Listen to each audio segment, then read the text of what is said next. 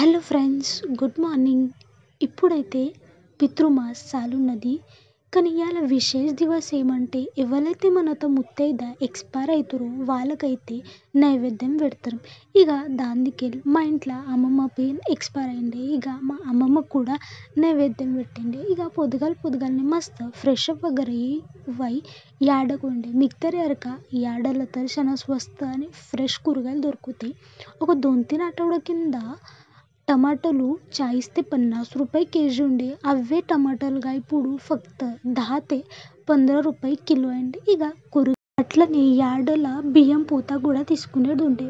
మాత అయితే హబ్బా హుజూర్ యూస్ చేస్తాము. మిగతా ఏ బియ్యం యూస్ చేస్తారో మీరు నాకు కమెంట్ చేసి చెప్పండి. అదే అయ్యాక ఇంటికి పోయినాము.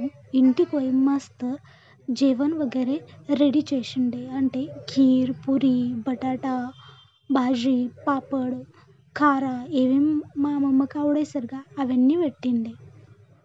అట్లనే స్వీట్ కూడా తెచ్చిండే. కానీ మాత మర్చిపోయిండే. వెనక షీర్కు తెచ్చినాం. దాన్ని టేకైతే నేను తీసుకోలేను. ఇక మస్తు తిని చేసినాక మా పిల్లలు వచ్చింది.